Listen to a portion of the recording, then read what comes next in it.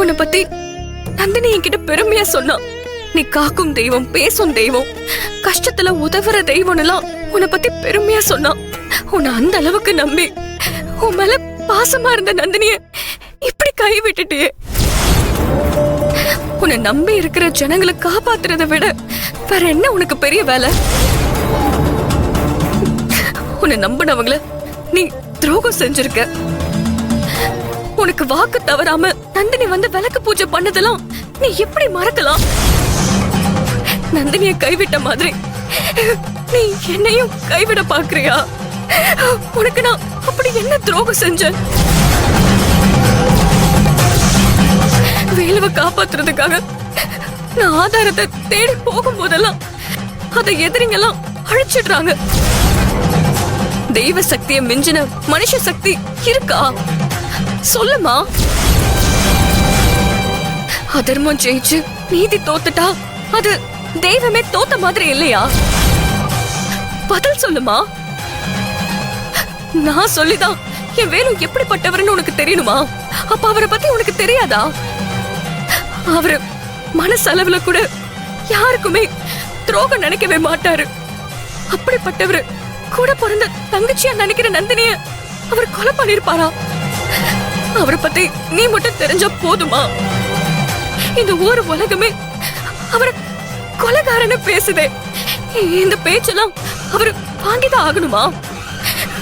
எதுக்காக அவருக்கு இந்த அவமானம், அசிங்கம், கஷ்டம் எல்லாம்? அவரை ஜெயிலுக்குள்ள யாராரோ என்னமோ கொலை செய்ய பாக்குறாங்க. வெளியில உண்மையை தேடி எங்களுக்கு ஹெல்ப் பண்ண வந்தவங்களையும் கொலை பண்ணிட்டு போயிட்டாங்க. எந்த பக்கம் வழியை தேடி போனாலும் அந்த வழி எல்லாத்தையுமே நீ அடைச்சிடுற. இப்படியே போனா நான் என் வேலுவை எப்படி காப்பாத்துவேன்? ஒருவேளை நீ நினைச்சத நான் செய்யணும்னு நினைச்சு என் வேலுவுக்கு மேலும் மேலும் நீ கஷ்டத்தை கொடுப்பேன்னு சொன்னா, இப்ப நான் சொல்றேன், தயவு செஞ்சு என் வேலுவை விட்டு என்ன வேணாலும் செய்ய. எல்லா கஷ்டத்தையும் எனக்கு கொடு. வேலுவை இந்த பிரச்சனையில இருந்து காப்பாத்து. ஐயோ அம்மா, அவரை சோதிச்சது எல்லாமே போதும். அவருக்கு நீ கொடுக்கிற கஷ்டத்தை எல்லாத்தையுமே ப்ளீஸ் இதோட நிப்பாட்டிக்க. அம்மா, தயவு செஞ்சு வாழ விடு.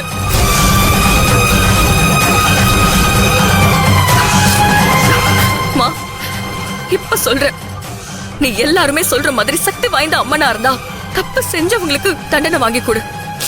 என்னோட வேலுவை நிரபராதினை நிரூபிக்க எனக்கு ஒரு வழி கொடு. உன்னால முடியாததுன்னு எதுவும் இல்ல, நீ நிரூபிச்சு காட்டு. நான் எடுத்த முயற்சியில எல்லாம் தோத்து போய் ஏற்கனவே நான் ரொம்ப நொந்து போயிருக்கேன்.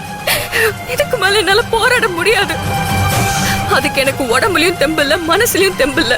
அதை விட முக்கியமா நாளைக்கு வேலுவுக்கு கோர்ட்ல வாய்தா. வேலுவை நாளைக்கு நாங்க நிரபராதனை நிரூபிக்க முடியலனா அதுக்கப்புறம் நான் வேலுவை காப்பாத்த முடியாமலே போயிடும். உனக்கு அப்படிதான் ஆகணும்னா சொல்லு. தப்பு செஞ்சவங்களை விட்டுட்டு நிரபராதிய தண்டிச்சு தண்டனை வாங்கி கொடுக்க போறியா? இல்ல நியாயத்து பக்கம் நின்னு வேலுவுக்கு விடுதலை வாங்கி கொடுக்க போறியா? இது எல்லாமே உன் கையில தான் இருக்கு. நாளைக்கு நீ கொடுக்கிற பதில்ல தான் என் வாழ்க்கைய அடங்கி இருக்கு. அம்மா, என்ன கை விட்டுறாதம்மா.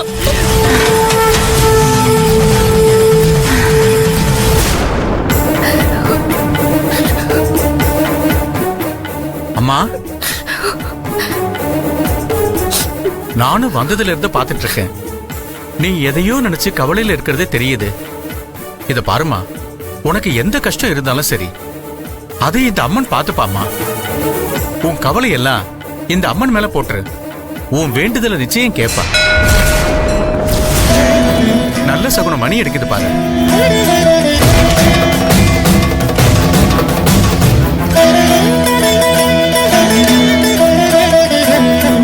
கவலைப்படாதம்மா, நிச்சயம் உனக்கு இந்த அம்மன் துணை இருப்பா.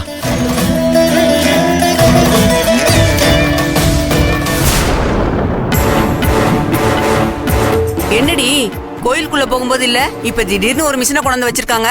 போலீஸ் எல்லாம் வேற வந்து நிக்குது. அது ஒண்ணும் இல்லடி, ஏதோ மினிஸ்டரு ஸ்பெஷல் பூஜைக்கு வராராம், அதனாலதான் இந்த ஏற்பாடெல்லாம். அப்படியா? நீ வா.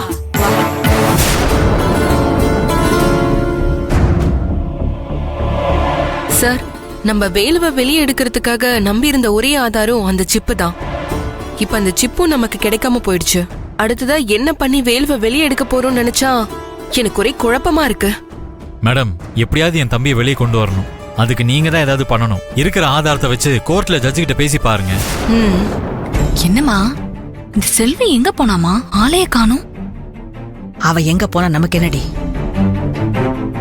ஏறு மாட்டை தொழுவத்துல கொண்டு வந்து கட்டி போட்ட மாதிரி உன் புருஷனை கொண்டு வந்து இங்க கட்டி போட்டாங்க.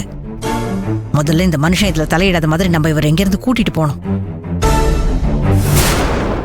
சார், செல்வி எங்க?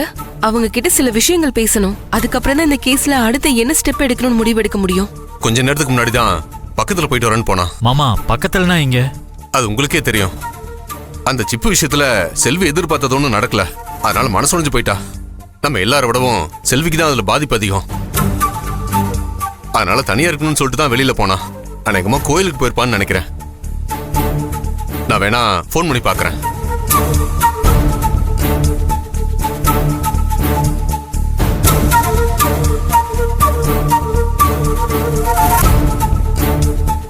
என்னாச்சு மாமா? நாட்டு சிபுல்னு வருது. என்னாச்சுன்னு தெரியலையே. சரி இருங்க மாமா, நான் ஃபோன் பண்ணி பார்க்கறேன்.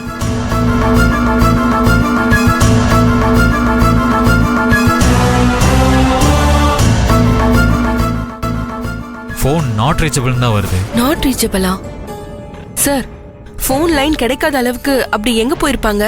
அதான் தெரியலையேம்மா. அவ அப்படிலாம் வேற எங்கேயும் போக மாட்டாளே. பயப்படாதீங்க மாமா, செல்வி அப்படி எங்க போயிருக்க போறா? பக்கத்துல எங்கேயாவது கோயிலுக்கு தான் போயிருப்பா. கொஞ்ச நேரத்துல வந்துருவா. எனக்கு என்னமோ மனசுக்கு ஒரு மாதிரியா இருக்கு. என் பொண்ணு அந்த சிப்பு கிடைக்காம போன விஷயத்த பெருசா எடுத்துக்கிட்டா.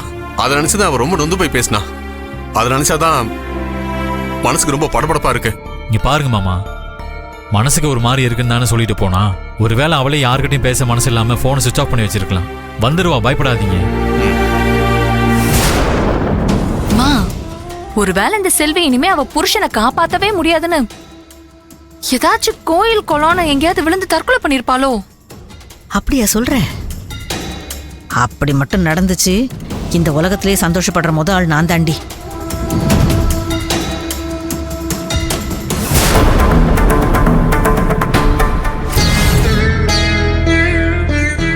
மனசுல இருக்கிற எல்லாத்தையும் கடவுள் பாதத்துல இறக்கி வச்சுட்டேன்.